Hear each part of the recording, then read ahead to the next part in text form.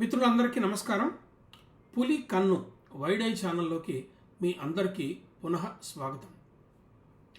13వ సంఖ్య చాలా ప్రమాదకరమైందని చాలా దేశాలు భావిస్తాయి.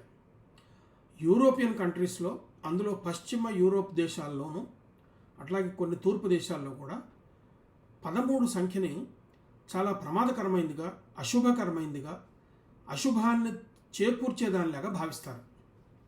దీనికి కారణం ఏంటో తెలియదు, కానీ ఇది జానపద నమ్మకం. It's a folk belief system. ఎందుకు వచ్చింది అయితే ఇప్పుడు ఈ ప్రస్తావన ఎందుకు అని మీకు ఒక అనుమానం రావచ్చు. నేను ఇటీవల హైదరాబాద్లో ఒక హాస్పిటల్కి వెళ్ళాను. అందులో డెంటిస్ట్ ఏ ఫ్లోర్లో ఉంటారని అడిగాను. 14 ఫ్లోర్లో అండి అని అన్నారు. అయితే నేను లిఫ్ట్లోకి పోయి 14 ఫ్లోర్ నొక్కాను. అయితే ఆ ప్లేట్ ఉంటుంది కదా, నంబర్లు ఉన్న ప్లేట్, ఆ నంబర్ ప్లేట్ దగ్గర చూస్తే 12 నెంబర్ ఉంది, తర్వాత 14 ఉంది, 13 లేదు. నాకు తెలుసు ఏంటంటే 13వ నెంబరు ఇతర దేశాల్లో బ్యాడ్ లక్ అని నాకు తెలుసు. నేను చూశాను అట్లా వేరే దేశాల్లో కూడా, ఫిన్లాండ్లో కూడా 13వ నంగే లేదు. ఒక హోటల్ ఫ్లోర్లలో 2, 3, 4 అట్లా వేసుకుంటూ పోయి 12 నెంబర్ వేసిన తర్వాత 14 నెంబర్ వేస్తారు. 13వ గది నెంబర్ ఉన్నది ఎక్కడ.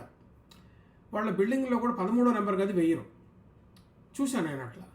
కానీ హైదరాబాద్లో, అందులో తెలంగాణలో కానీ ఆంధ్రప్రదేశ్లో కానీ 13వ నెంబరు చేటు చేసేది అని నమ్మటం నేను ఎక్కడ చూడలే. ఇక్కడే చూశాను, దగ్గర గచ్చిబౌలిలో ఒక ఆసుపత్రిలో చూశాను నేను.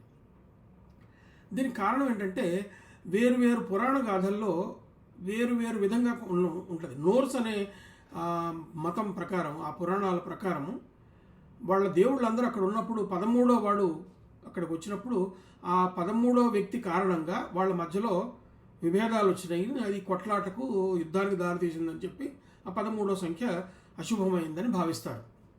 కానీ అక్కడ అలాంటిది లేదు, మనకు లేదు. తర్వాత 13వది ఎందుకు క్రైస్తవ మత సంప్రదాయం ప్రకారం కూడా 13వ సంఖ్యని అశుభంగా భావిస్తారు. ఎందుకంటే యేసుక్రీస్తు 12 మంది శిష్యులతో కలిసి లాస్ట్ సప్పర్ తీసుకున్నాడట. అంటే ఆయన చివరి భోజనం అనమాట. అది ఆయనతో కలిసి 13 అయింది. 13 మంది కలిసి భోజనం చేసిన తర్వాత యేసుక్రీస్తు ఆయన ఇదైంది కాబట్టి అక్కడ 13వ సంఖ్య అశుభం అని చెప్పి క్రైస్తవ మత విశ్వాసులు నమ్మే సంప్రదాయం ఉన్నది. కానీ మనకి ఆ ఆసుపత్రి క్రైస్తవులది కాదు. ఇక్కడ క్రైస్తవంలో అంత గట్టిగా 13 సంఖ్యని నమ్మే వీలు లేదు, అని లేదు. కానీ అక్కడ చాలా గమ్మత్తుగా జరిగిపోయింది. నాకు చాలా గమ్మత్తు అనిపించింది. అయితే సంఖ్యలకు సంబంధించిన నమ్మకాల వ్యవస్థ భారతదేశంలో కూడా చాలా ఉంది. 3వ సంఖ్యని కలిసి వచ్చేదిగా, 3వ సంఖ్యని మంచిదిగా భావిస్తారు. త్రిమూర్తులు, అట్లాగే త్రికాలాలు, అట్లాగే 3వ సంఖ్యని పవిత్రమైనదిగా, మంచిదిగా కూడా, ముచ్చటగా ముగ్గురు అనడం, ముచ్చటగా 3వసారి అనడం, ఇవన్నీ కూడా మంచిని సూచించే 3 కూడా ఉన్నది. అట్లాగే దీనికి వ్యతిరేకమైనటువంటి నమ్మకం కూడా ఉంది. ముగ్గురు కలిసిపోతే ముడిపడదు, 3 కొప్పులు ఒక చోట చేరవు, ఇది అనుకోవటం కూడా ఉంది. అంటే 3ని అటు పాజిటివ్గా ఇటు నెగిటివ్గా భావించడం కూడా ఉన్నది. అట్లాగే 7 సంఖ్యని వాళ్ళు ఎప్పుడు కూడా వదిలేస్తారు.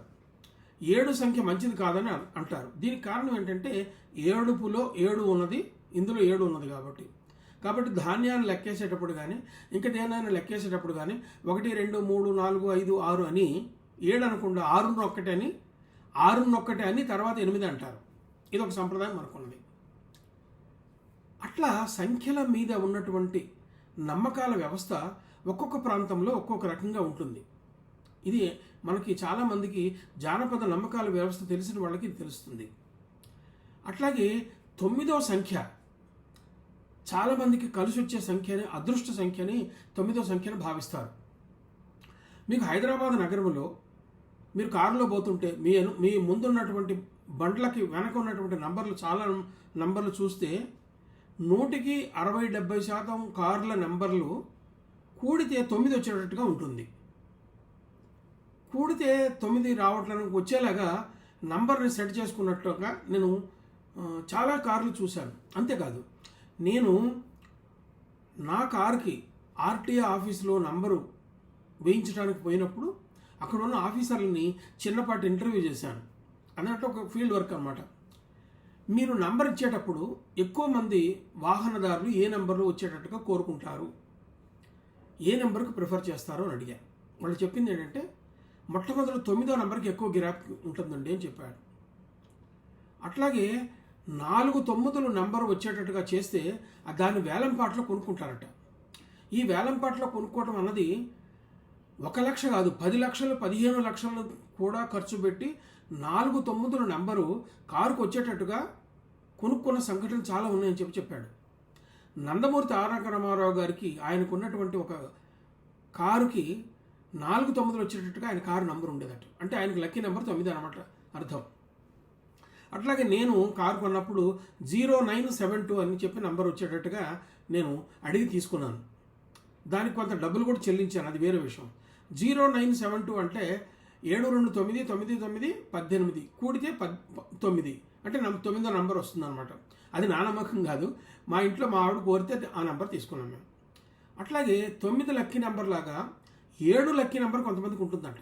మరి 7 ఇంతకుముందు వద్దని అనుకున్నాం కదా, 7 లక్కీ నెంబర్ కొంతమంది ఉంటుందట. 3 1 లక్కీ నెంబర్ ఉంటుందట. 5 1 లక్కీ నెంబర్ ఉంటుందట.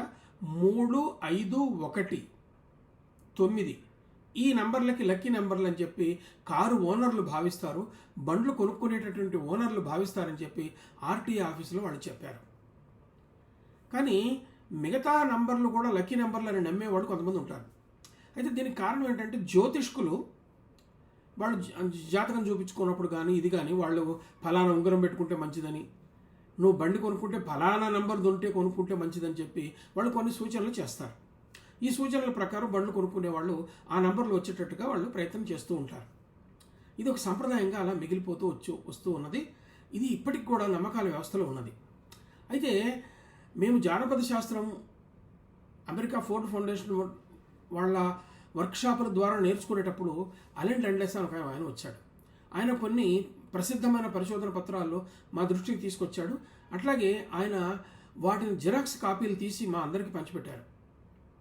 అందులో ఒక పెద్ద వ్యాసం ఏంటంటే నంబర్ 3 ఇన్ అమెరికన్ కల్చర్ అని. అమెరికా సంస్కృతిలో నంబర్ 3కి ఎంత ఇంపార్టెన్స్ ఇస్తారన్నది ఆ వ్యాసంలో ఉన్నటువంటి విషయం అన్నమాట. వాళ్ళు యాక్రెడిమ్ అంటే సూక్ష్మమైన ఇది వచ్చేటప్పుడు NTR ANR ఈ 3 అక్షరాలే. అంటే ఇట్లా పట్టణాల పేర్లు కానీ లేకపోతే కంపెనీల పేర్లు కానీ ఇంకేదైనా సంస్థ పెట్టే పేర్లు కానీ ఇట్లా 3 పదాలతో వచ్చినప్పుడు ఆ 3 పదాల మొదటి అక్షరాలు తీస్తే వచ్చే సంక్షిప్త నామం ఉంటుంది కదా, ఆ సంక్షిప్త నామం 3 అక్షరాలు వచ్చేటట్టుగా చూసుకుంటారట. దీనికి ఎక్కువ ప్రాధాన్యం ఉంటుందట. అట్లా అంటే అమెరికా సంస్కృతిలో కూడా అక్కడ జానపద నమ్మకాల మీద కూడా 3 నంబర్కి ఎక్కువ విశేషంగా ఉన్నది అని చెప్పి దాంట్లో ఉన్నది. అయితే తమిళనాడులో ఈ వర్క్షాప్లు అయిపోయిన తర్వాత దీని ప్రభావంతో తమిళనాడులో ఉన్నటువంటి ఒక సీనియర్ ఫోక్లోరిస్టు తమిళ సంస్కృతిలో 3వ నెంబర్కు ఉన్న ప్రాధాన్యం గురించి ఆయన మంచి వ్యాసం రాశాడు. దీన్ని బట్టి చూస్తే తెలుగు వాళ్ళలో ఇలాంటి పరిశోధన జరగలేదు. మనకి కూడా నంబర్స్ మీద ఎక్కువ ఉన్నది. నవరసాలు, అష్టాదశ అరిషడ్ వర్గాలు, అట్లాగే 6తో వచ్చేవి, 9తో వచ్చేవి, 10తో వచ్చేవి, 11తో వచ్చేవి, ఇలా కొన్ని ద్వాదశాదిత్యులు, అట్లాగే ఏకాదశ రుద్రులు, అట్లాగే త్రిమూర్తులు, చతుర్ముఖ బ్రహ్మ, అట్లా మనకి ఒక్కొక్క సంఖ్యకి ఒక ప్రాముఖ్యం ఉన్నట్టుగా మనకు తెలుస్తూ ఉంటుంది. అష్టదిక్కులు, నవరసాలు, అరిషడ్ వర్గాలు, షడ్రుచులు, అంటే ఇట్లా ఒక్కొక్క పేరుకి ఒకటి చేశారు. మా గురువు గారు రవా శ్రీహరి గారు ఆయన సంకేత పదకోశం అని చెప్పి ఆయన ఒక నిఘంటువు తయారు చేశారు. అంటే తెలుగు సంస్కృత సాహిత్యాల్లో ఉన్నటువంటి ఆయా నంబర్లకు ఉన్నటువంటి ప్రత్యేకతల గురించి ఆయన ఆ పుస్తకంలో రచించారు. చాలా విలువైన పుస్తకం. నేను ఈ కొత్త తరం యువకులకు పరిశోధకులకు సూచించే ఒక సూచన ఏంటంటే తెలుగు వారి జానపద నమ్మకాల్లో సంఖ్యకు ఉన్నటువంటి ప్రాముఖ్యం ఏంటి, సంఖ్యకి ఉన్న ప్రాముఖ్యం ఏంటి, జానపద నమ్మకాల్లో ఏంటి, మామూలుగా పాపులర్ బిలీఫ్లో ఉన్నటువంటి నమ్మకం ఏంటి, ఏ సంఖ్య మీద ఎందుకు నమ్మకం ఉంటుంది, దీన్ని పరిశోధించి మంచి పరిశోధన పత్రాన్ని కానీ పరిశోధన గ్రంథాన్ని కానీ రాయడానికి అవకాశం ఉంది. ఇది యువ పరిశోధకులకు నేను సూచిస్తున్నాను. ముఖ్యంగా పందిరి వేస్తే 4 గుంజలు వేయాలి, లేకపోతే 6 గుంజలు వేయాలి, ఎందుకు? అట్లాగే ఇంట్లో గదులు ఇన్ని గదులే ఉండాలని ఒక నియమం ఉంది. అట్లాగే ఇంట్లో ఇన్ని గదులు అంటే కాదు, ఇంట్లో కిటికీలు ఉంటే సరి సంఖ్యలో ఉండాలి, తలుపులు ద్వారబంధాలు ఉంటే సరి సంఖ్యలో ఉండాలి, బేస్ సంఖ్యలో ఉండకూడదు. ఈ సంఖ్యకి ఈ నమ్మకాల వ్యవస్థకు సంబంధం ఏంటి, ఎందుకు? ఇది చాలా విలువైన ప్రశ్న. అంటే మన సంస్కృతికి సంబంధించినటువంటి చాలా విలువైన విషయాలతోటి, విలువైన నమ్మకాలతోటి, ఈ నమ్మకాల వ్యవస్థతోటి ఒక సంబంధం ఉన్నది. మిత్రులారా, ఇలాంటివి జానపద నమ్మకాలు, ప్రజల్లో ఉన్నటువంటి నమ్మకాలు చాలా బలమైనవి. వీటిని ఎవరు తీసేయలేరు. ఒకసారి నమ్మకంలో పడిపోయిందంటే ఆ నమ్మకము చాలా బలంగా పనిచేస్తుంటుంది. వాళ్ళు ప్రతిసారి కూడా అదే సందర్భంలో ఒక జ్యోతిష్కుడు, అయ్యా నీ లక్కీ నెంబర్ ఇది అని అంటే వాళ్ళు జీవితాంతం కూడా ఆ లక్కీ నెంబర్ కోసం పాకులు నడుతూ ఉంటారు. బ్యాంక్ అకౌంట్లు వస్తే ఆ నెంబర్తో రావాలని, బండి కొట్టి ఆ నెంబర్తో రావాలని, లేకపోతే ఫలానా నిర్మిస్తే ఆ నెంబర్తో నిర్మించాలని, ఇట్లా జీవితాంతం ఆ నెంబర్ వెంటాడుతూనే ఉంటుంది. ఇంకొక బండికి 3, 4, 5, 6 నెంబర్ వచ్చింది. వీటన్నిటిని కొడితే 9వ నెంబరే ఉంటుంది. దాంట్లో 2 ప్రత్యేకతలు ఏంటంటే 4 సంఖ్యలు వరుసలో ఉన్నాయి. 3, 4, 7, 7, 5, 12, 12, 6, 18, 1, 8, 9 అంటే 9 లక్కీ నెంబర్ అవుతుంది అనమాట. ఇట్లా మనకు హైదరాబాదులో మీరు చూసే 4 చక్రాల బండ్లు కానీ 2 చక్రాల బండ్లు కానీ ఎక్కువ ఇవే మనకి కనిపిస్తాయి.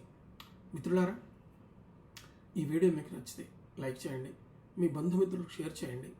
మన జీవితంలో నంబర్లకు ఉన్నటువంటి ప్రాముఖ్యత ఏంటన్నది ఒకసారి ఆలోచించండి. నా ఛానల్ మీరు ఇప్పటిదాకా సబ్స్క్రైబ్ చేయకపోతే సబ్స్క్రైబ్ చేయండి, పక్కన బెల్ ఐకాన్ నొక్కండి. దీనివల్ల ఎన్నో వేల మంది ఉచితంగా చూసేటటువంటి అవకాశం ఉంటుంది. నమస్తే.